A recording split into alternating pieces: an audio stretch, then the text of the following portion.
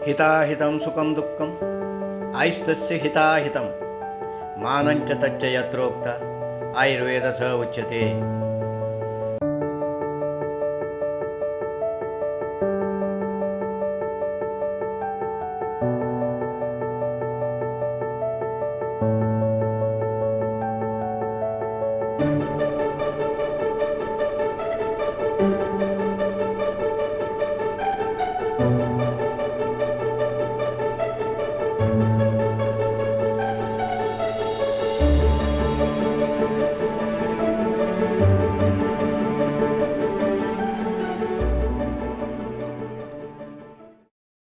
Agumbe herbs में आपका हार्दिक स्वागत है। प्रत्येक व्यक्ति के लिए रोग प्रतिरोधक क्षमता का निर्माण अच्छी सेहत की ओर पहला कदम है। रसायन कर्म आयुर्वेद की एक अनूठी अवधारणा है। रस शरीर का पहला शारीरिक ऊतक जो पूरे शरीर का पोषण करता है।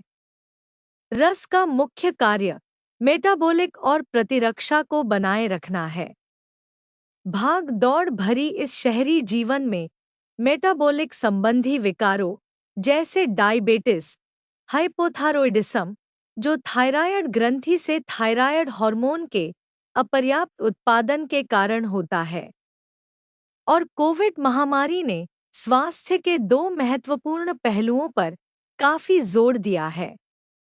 रसायन कर्म बुढ़ापे को कम करने में मदद करता है, शरीर में नया जोश भरकर तनाव को दूर करते हुए हमारी रोजमर्रा की जिंदगी के सफर को आसान बनाता है। च्यवनप्राश तीन दोष, वात, पित्त और कफ, मानव शरीर की संरचना और जैव क्रियाओं को नियंत्रित करते हैं।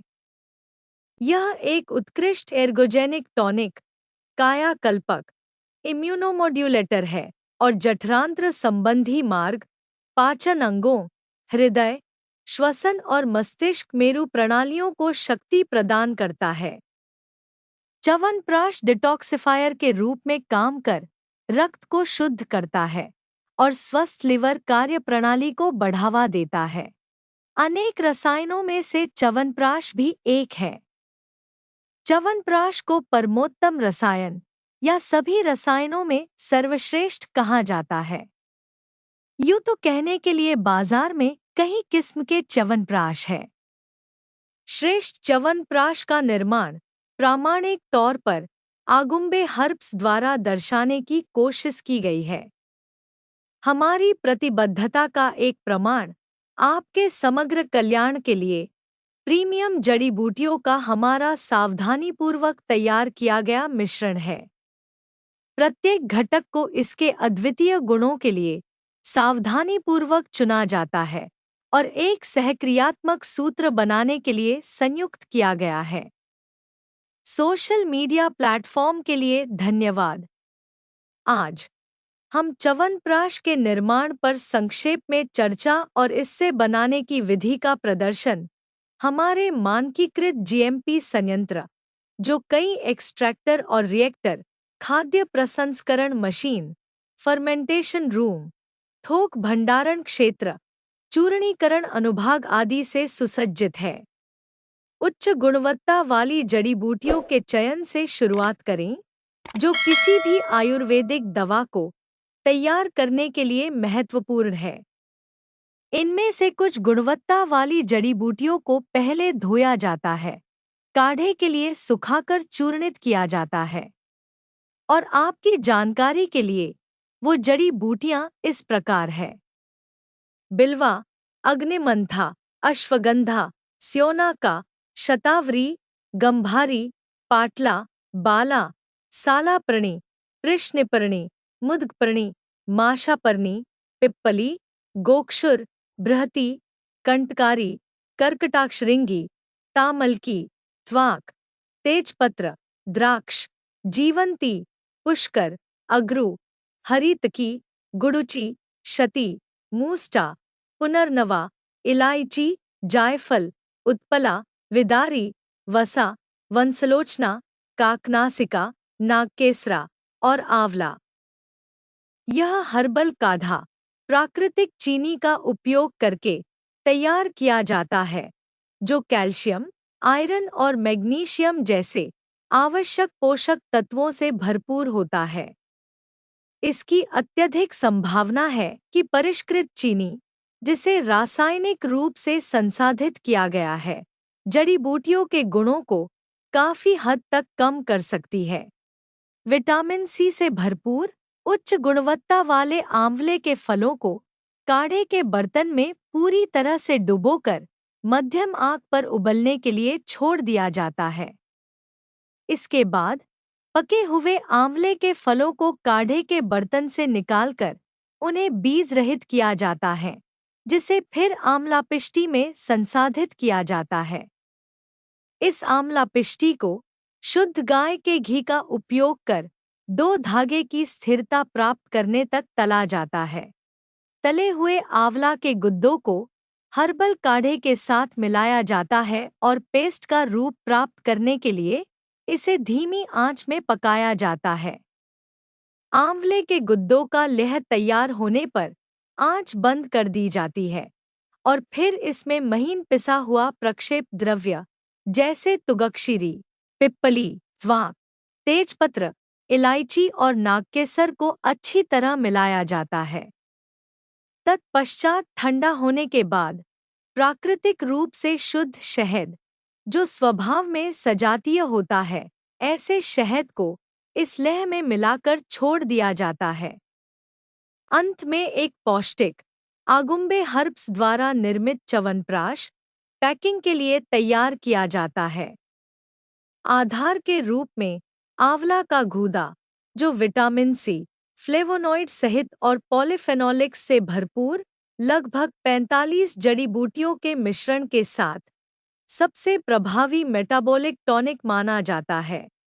च्यवनप्राश की जड़ी बूटियां जैसे नागकेसर, तेजपत्र, इलायची, दालचीनी, पाटला, अग्निमंथ, गंभारी, बेल, शोनाक, सरीवन, द्राक्ष, हरीतकी, शहद, भूम्यामलकी, कचूर, पुष्करमूल, मुस्ता, ककनासा, विदारीकंद और अगुरु मस्तिष्क की कोशिकाओं को पोषण देता है, न्यूरोनल गतिविधियों में सामंजस्य स्थापित करता है, याददाश्त में सुधार, सीखने की क्षमता, स्मरण और बुद्धि को बढ़ाता है।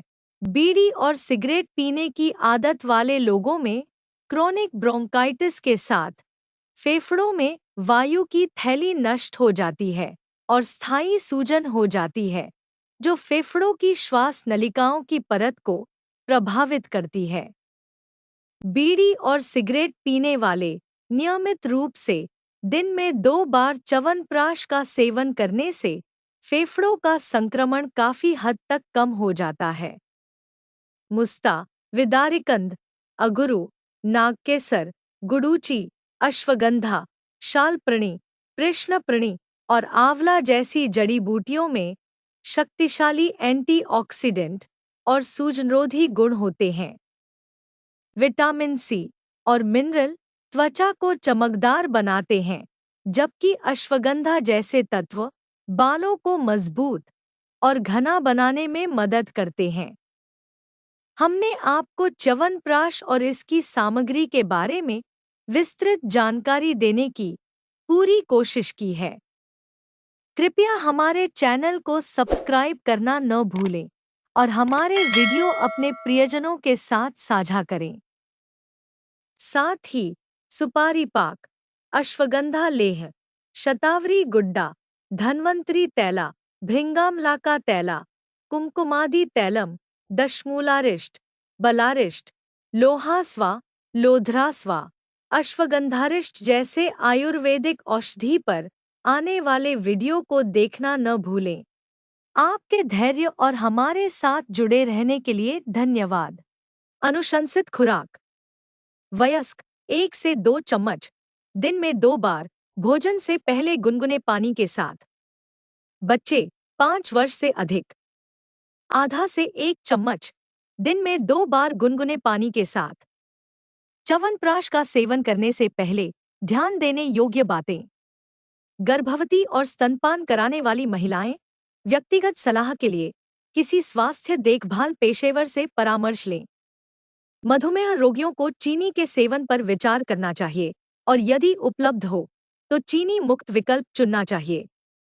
कुछ दवाओं के साथ परस्पर क्रिया हो सकती है, इसलिए दवा लेने वाले लोगों को अपने डॉक्टर से बात करनी चाहिए।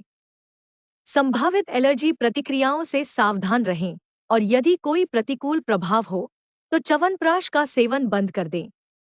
आगुम्बे हर्ब्स द्वारा निर्मित च्यवनप्राश आयुर्वेदिक फार्मूलेरी रसायन का चयन करें जो उच्च गुणवत्ता वाली सामग्री का उपयोग करती है और विनिर्माण मानकों का पालन करती है। आइए इस वीडियो को एक अनुरोध के साथ समाप्त करते हैं कि जल्द ही आपसे फिर से मुलाकात होगी।